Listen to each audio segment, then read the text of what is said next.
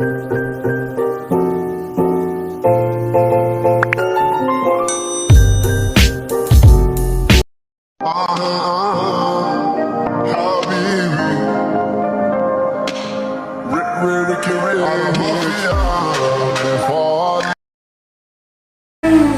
zaman Nabi Muhammad SAW, ada seorang pemuda bernama Uwais Al-Qarni. Ia tinggal di negeri Yaman. Ia adalah seorang fakir dan yatim yang hidup bersama ibunya yang lumpuh dan buta. Uwais Al-Qarni bekerja sebagai pengembala domba. Hasil usahanya itu cukup untuk makan ibunya, dan apabila ada kelebihan, terkadang ia gunakan untuk membantu tetangganya yang hidup miskin. Uwais Al-Qarni ini dikenal anak yang taat beribadah dan patuh kepada ibunya.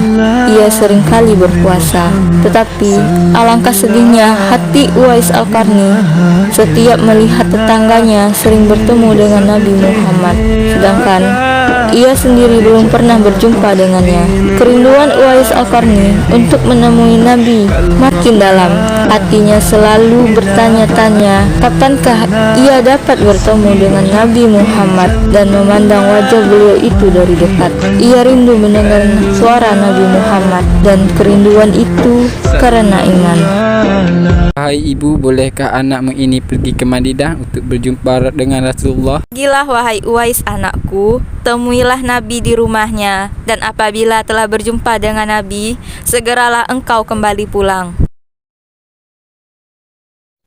Betapa gembiranya mendengar jawaban ibunya itu. Segera ia berkemas untuk berangkat dan berpesan kepada tetangganya agar dapat menemani ibunya selama ia pergi.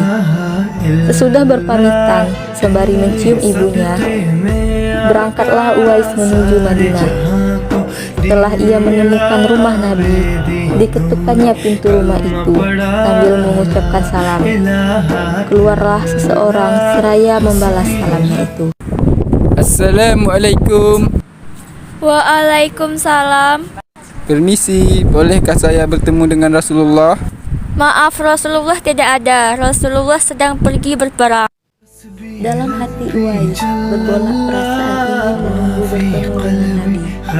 Sementara ia ingat pesan ibunya agar ia cepat pulang ke Yaman. Akhirnya, karena ketaatannya kepada ibunya, pesan ibunya mengalahkan suara dan kemauan untuk menunggu dan berjumpa. Wahai Khalifah, apakah engkau tahu sabda Nabi tentang penghuni langit? Saya tahu, Rasulullah bersabda, kalau kalian ingin berjumpa dengan dia, perhatikanlah ia mempunyai tanda putih di tengah telapak tangannya. Rasul menyarankan, apabila kalian bertemu dengan dia, mintalah doa dan istighfarnya. Dia adalah penghuni langit, bukan orang bumi. Apakah engkau ingin menemuinya? Ya, insya Allah. Sejak saat itu, setiap ada khalifah atau rombongan yang datang dari Yaman, Khalifah Umar selalu menanyakan tentang Uwais Al-Qarni.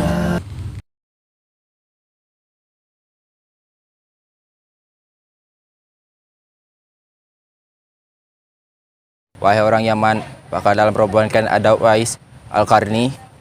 Maaf Khalifah, tidak ada. Wahai orang Yaman, apakah dalam rombongan kalian ada Uwais Al-Qarni? Maaf Khalifah, tidak ada. Wahai orang Yaman, apakah dalam rombongan kalian ada Uwais Al-Qarni? Maaf Khalifah, tidak ada. Suatu hari, rombongan Yaman datang ke Madinah. Seperti biasa, Khalifah Umar menanyakan apakah ada Uwais Al-Qarni dalam rombongan. Ternyata saat itu Uwais berada dalam rombongan. Mendengar jawaban itu, Khalifah Umar dan Ali segera pergi menjumpai Uwais Al-Qarni. Sesampainya di kemah tempat Uwais berada, Khalifah Umar dan Ali memberi salam. Tapi rupanya Uwais sedang salat. Setelah mengakhiri salatnya dengan salam, Uwais menjawab salam Khalifah dan Ali sambil mendekati kedua sahabat Nabi ini dan mengulurkan tangannya untuk bersalaman. Sewaktu berjabatan, Khalifah Umar dengan segera membalikkan tangan Uwais untuk membuktikan kebenaran tanda putih yang berada di telapak tangan Uwais. Seperti yang pernah dikatakan oleh Nabi, memang benar, tampaklah tanda putih di telapak tangan Uwais Al-Qarni. Wajah Uwais Al-Qarni tampak bercahaya. Benarlah seperti sabda Nabi bahwa dia itu adalah penghuni langit. Hai hamba Allah, siapakah namamu? Abdullah. Kami juga Abdullah, hamba Allah. Bolehkah kami mengetahui nama aslimu? Uwais Al-Qarni. Sang penghuni langit, kami semua memohon doa dan istighfarmu sesuai sabda Rasulullah. Sayalah yang harus meminta doa kepada kalian. Datang ke sini untuk memohon doa dan istighfar dari Anda.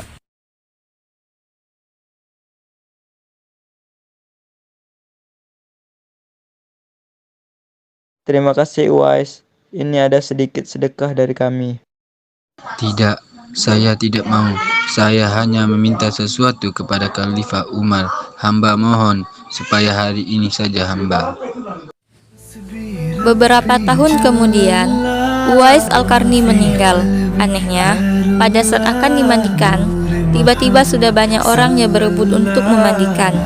Saat mau dikafani, di sana pun sudah ada orang-orang yang menunggu untuk mengafaninya.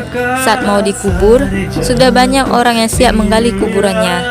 Ketika usungan dibawa menuju ke pekuburan, luar biasa banyaknya orang yang berebut untuk mengusungnya. Siapakah sebenarnya engkau, Uwais Al-Qarni? Bukankah Uwais yang kita kenal hanya seorang fakir yang tak memiliki apa-apa? Yang kerjanya sehari-hari hanya pengembala domba dan unta? Tapi ketika hari wafatmu, engkau mengemparkan penduduk-penduduk Yaman dan manusia-manusia asing yang tak pernah kami kenal. Mereka datang dengan jumlah yang sedemikian banyaknya. Agaknya mereka datang dan diturunkan ke bumi untuk mengurus jenazah dan pemakamanmu. Berita meninggalnya Uwais Al-Qarni dan keanehan-keanehan yang terjadi ketika wafatnya telah tersebar kemana-mana. Ada seorang pengurus jenazah yang menjelaskan siapa Uwais Al-Qarni. Nabi Muhammad SAW bersabda bahwa Uwais Al-Qarni adalah penghuni langit.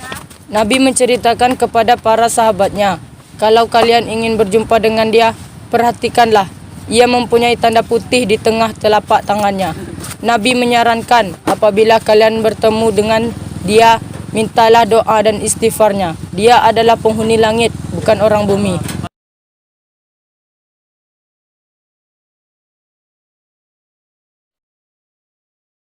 Sekian kami dari kelompok 1. Wassalamualaikum warahmatullahi wabarakatuh.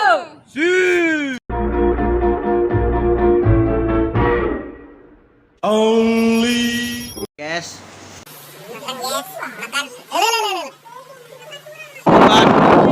Guys.